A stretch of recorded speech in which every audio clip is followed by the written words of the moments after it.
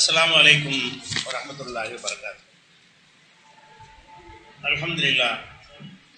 அல்ஹம்துலில்லாஹி நஹ்மதுஹு வ நஸ்தஈனுஹு வ நஊது பில்லாஹி மின் ஷுரூரி அன்ஃபுஸினா வ மின் ஸய்யிஆத்தி அமாலினா. மை யஹ்திஹில்லாஹு ஃபலா முதில்ல லஹு வ மை யுத்லில்ஹு ஃபலா ஹாதிய லஹு. வ அஷ்ஹது அல்லா இலாஹ இல்லல்லாஹு வஹ்தஹு லா ஷரீக லஹு அஷ்ஹது அன்ன முஹம்மதன் அப்துஹு வ ரசூலுஹு. கண்ணியத்திற்குரிய எல்லாம் வல்ல அல்லாஹ் ஜல்ல ஷானஹு தஆலாவின் நல்லடியார்களே,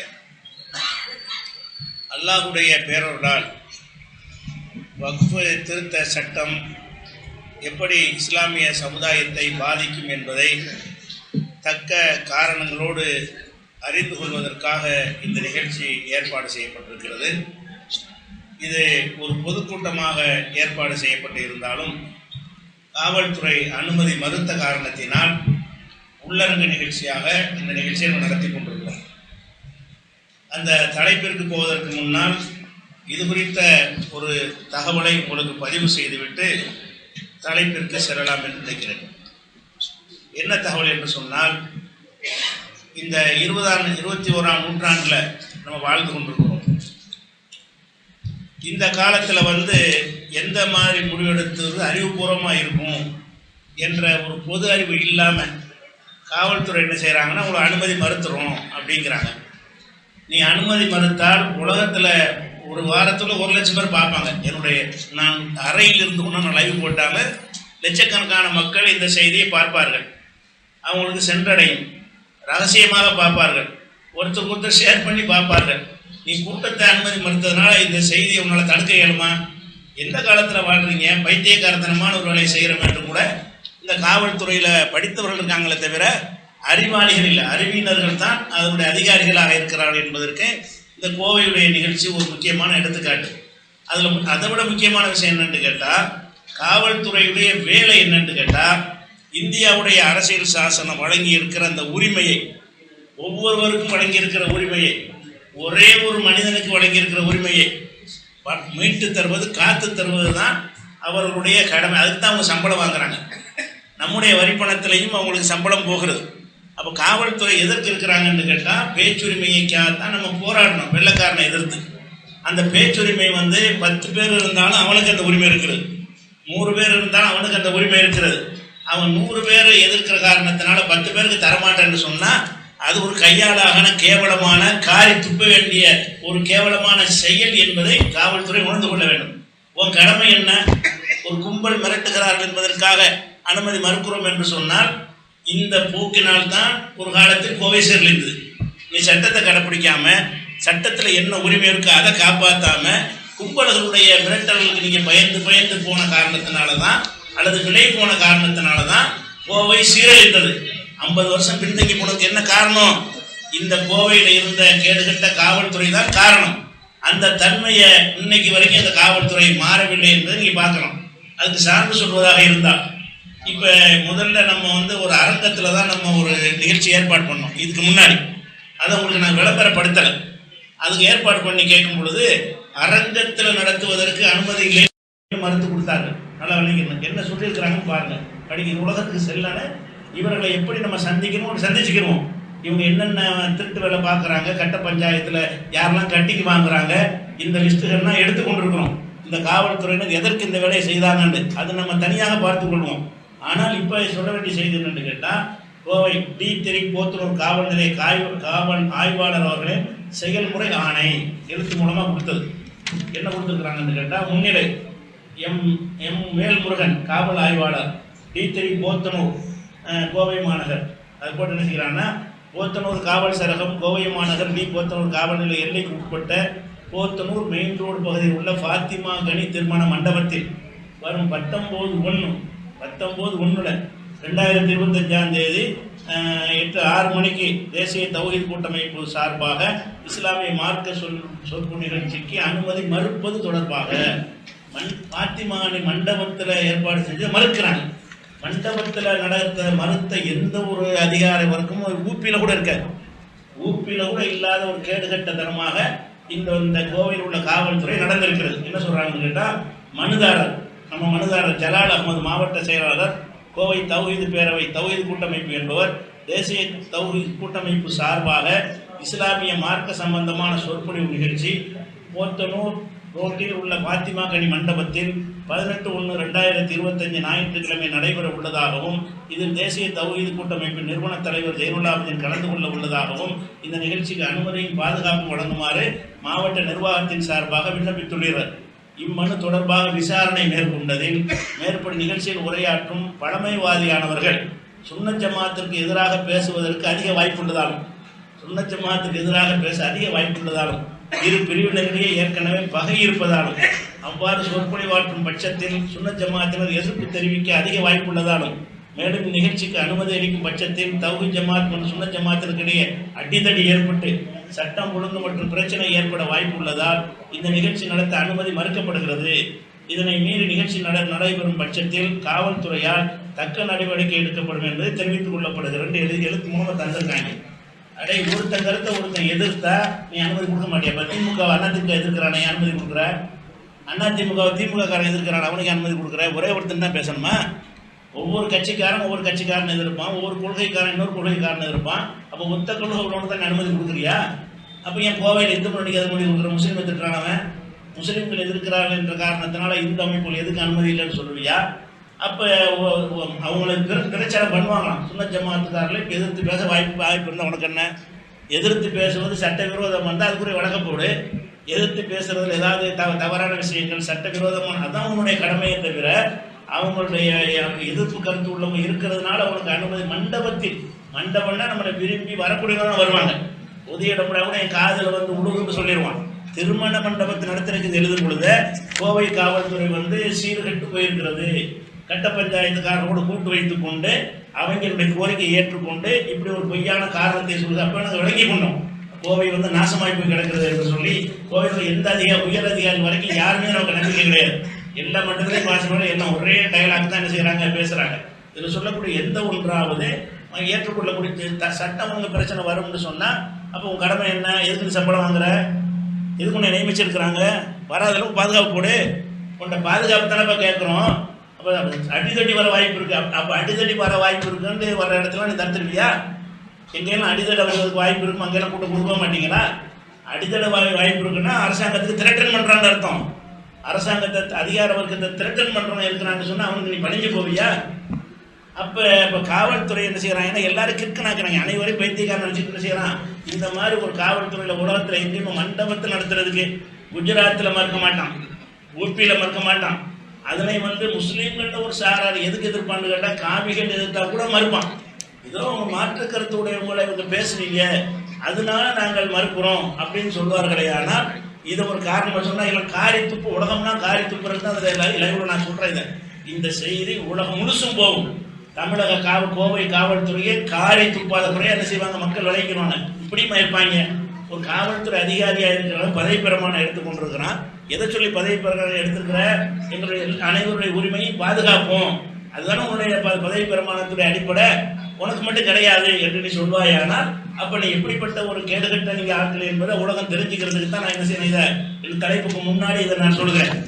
இதெல்லாம் நமக்கு புதுசு கிடையாது, எந்த காலத்து புதுசுலாம் கிடையாது. வளர்ந்தா நீ என்னத்தை நீ தடுத்தாலும் எங்களுடைய பிரச்சாரத்தை உலகத்தில் எவனாலும் என்ன செய்ய முடியாது, தடுக்க முடியாது. சரி, அடுத்து என்ன?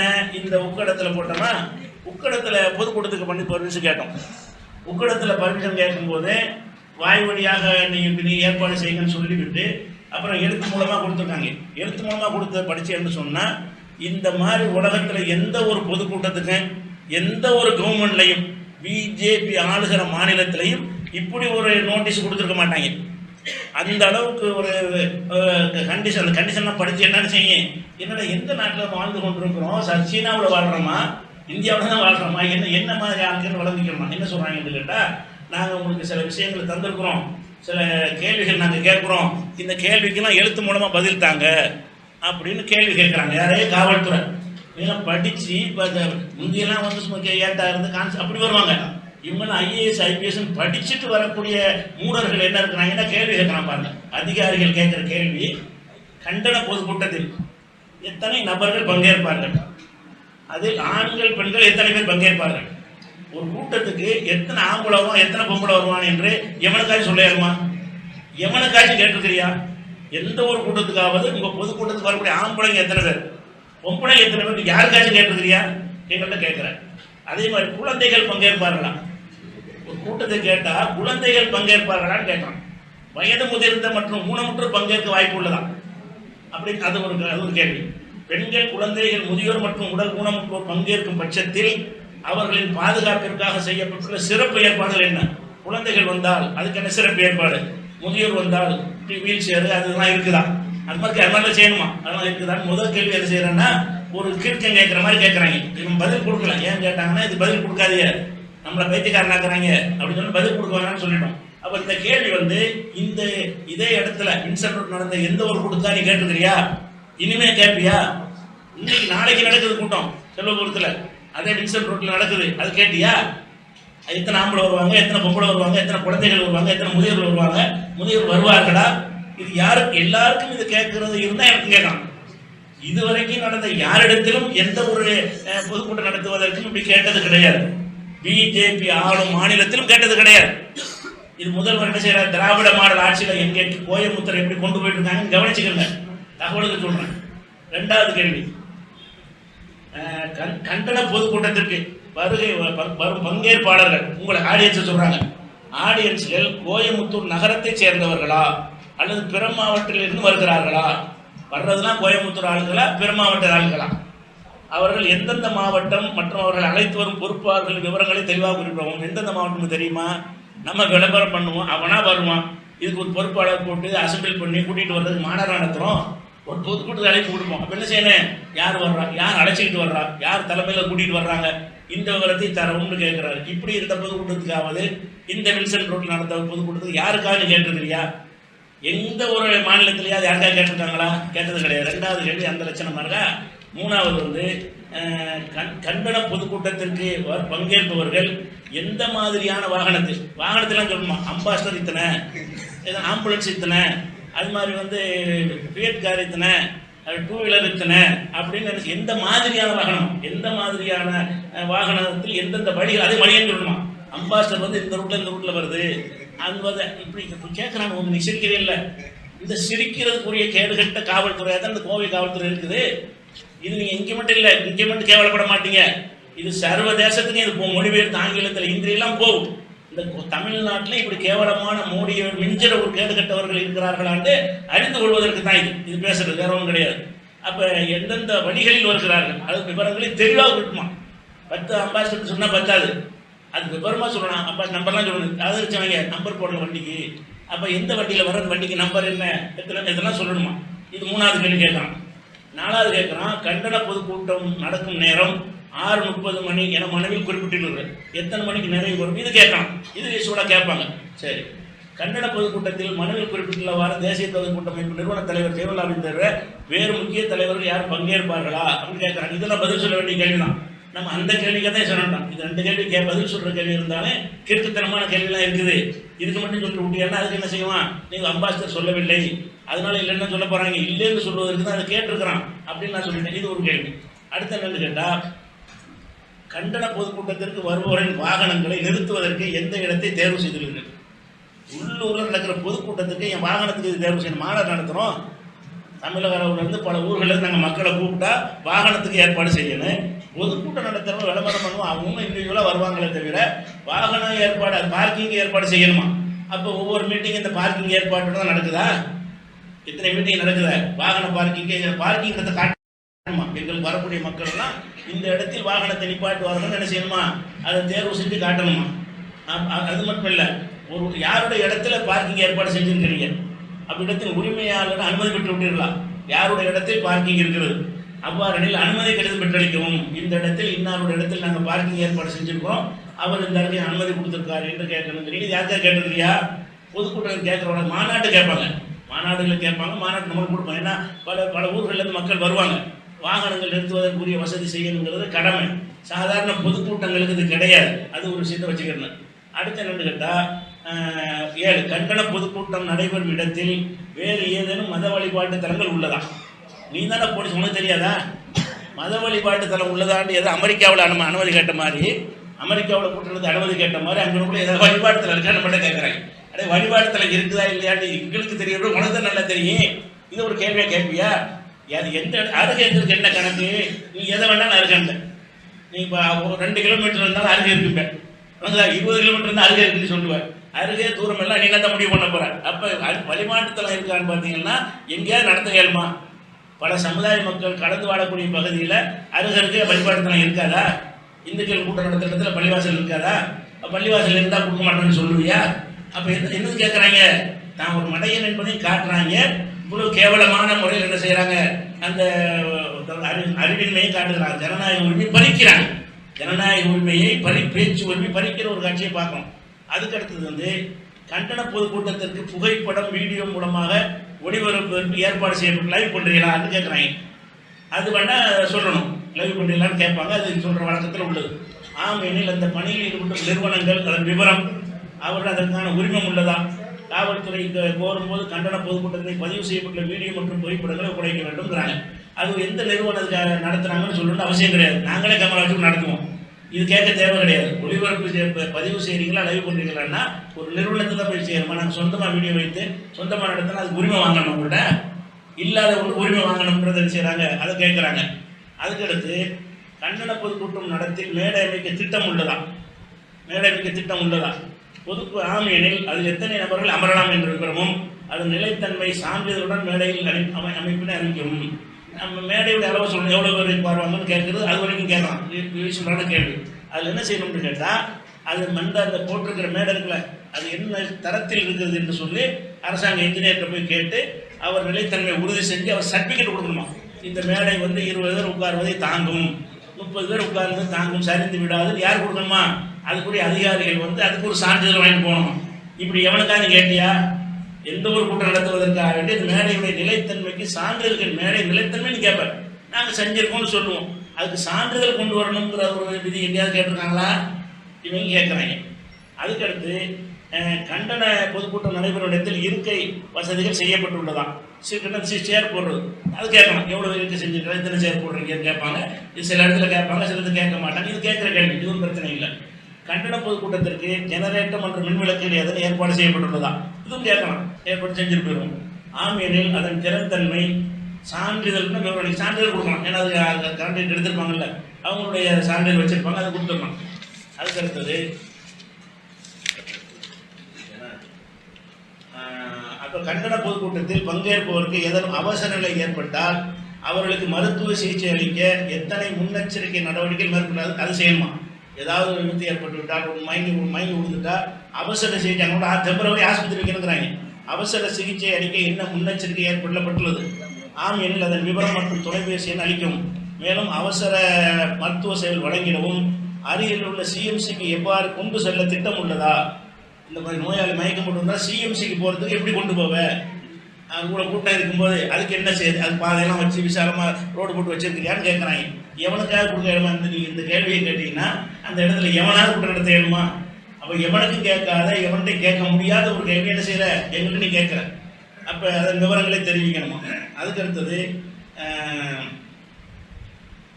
கண்டன பொதுக்கூட்டத்திற்கு வருபவர்களை கையாளுவதற்கும் மற்றும் வழிமுறைப்படுத்துவதற்கும் உங்கள் அமைப்பு சார்பாக தன்னார்வ வாலண்டியர் நியமிக்கப்பட்டுள்ளார்களா? அவர்கள் பொறுப்பு என்ன, எத்தனை நபர்கள் கேட்கலாம். இது கேட்கலாம், வாலண்டியர் எத்தனைன்னு கேட்கலாம். இதுக்கு நாங்களும் தரலாம், அது கேட்க வேண்டிய கேள்வி இருக்குது. அப்புறம் கண்டன பொதுக்கூட்டம் நடத்த முடிவு செய்துள்ள இடமானது அதிகப்படியான வாகனங்கள் செல்லும் இடமாக இருப்பதால் மக்கள் கூட்டம் நிறைந்த பகுதி இருப்பதாகவும் நாங்கள் தேர்வு செய்த இடத்தை தவிர்த்து வேறு இடத்துல ஏன் தேர்வு செய்யக்கூடாது? இது சும்மா இதுக்கு நம்மளுக்கு ஏமாந்தாங்க, வேற இடத்த சொல்லுவோம். இந்த புடகைக்கு என்ன சொல்லுவேன், வேற இடத்த சொல்லி கொடுவேன், புடகைக்கு பதில் சொல்லுவேன். வேற இடத்த முதல்ல வாகன போக்குவரத்து இடமா இருந்தா அந்த இடம் மீட்டிங் ஸ்பாட்டையும் அனுமதி கொடுத்துருக்கிறேன் இல்லையா? வாகன போக்குவரத்து உடைய இடம்னு ஒன்று தெரியாதா?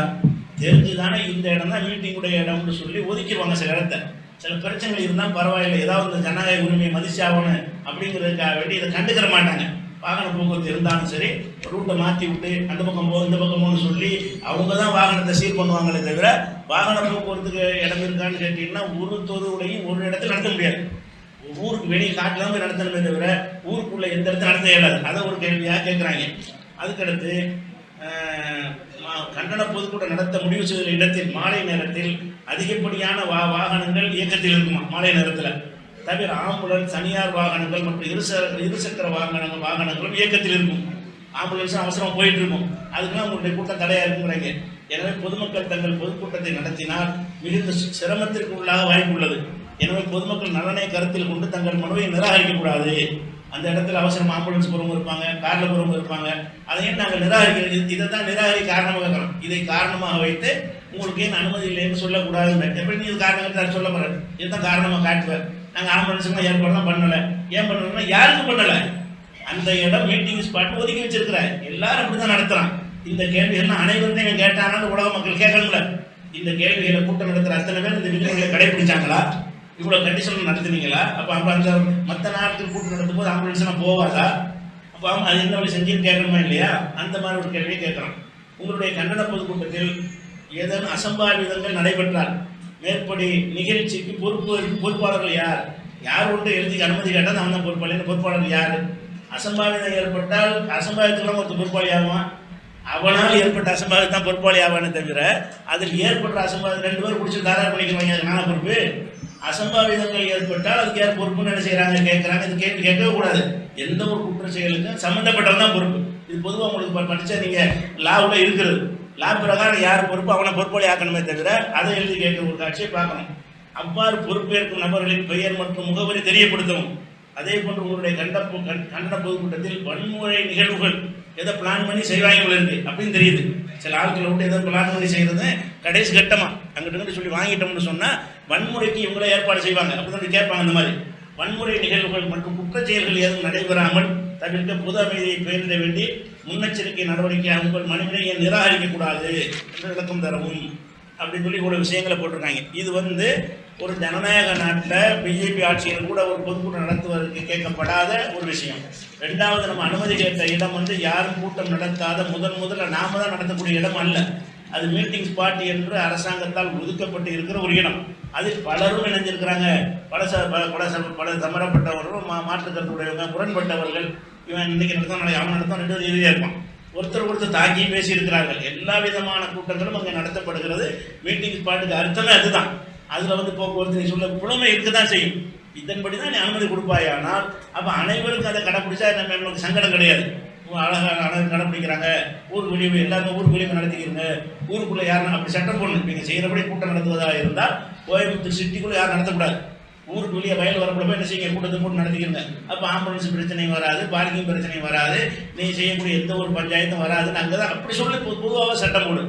அது என்ன நான் வருகிற கூட்டத்துக்கு மாத்திரம் இந்த விஷயம் என்ன அப்படின்னா அப்போ தான் விசாரிக்கும் போது இங்கே ஒரு கடும் கட்ட பஞ்சாயத்து நடக்கிறது, அந்த குழுவோடு அதிகாரிகள் தொடர்பு இருக்கிறது, அவர்களுடைய அழுத்தம் காரணமாகத்தான் இது மறுக்கப்படுகிறது என்ற தகவலை ஓரலாக சில சகோதரர் சொல்லியிருக்கிறாங்க.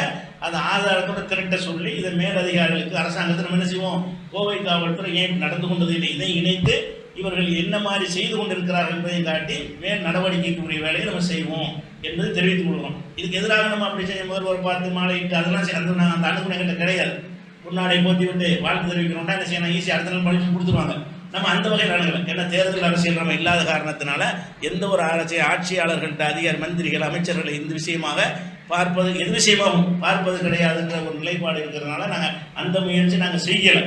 ஆனால் இது நாங்கள் இந்த விஷயத்தை கவனமாக என்ன செய்வோம் கொண்டு போவோம் என்பதை தெரிவித்துக் கொண்டு நம்ம எடுத்துக்கொண்ட தலைப்புக்கு செல்லலாம்.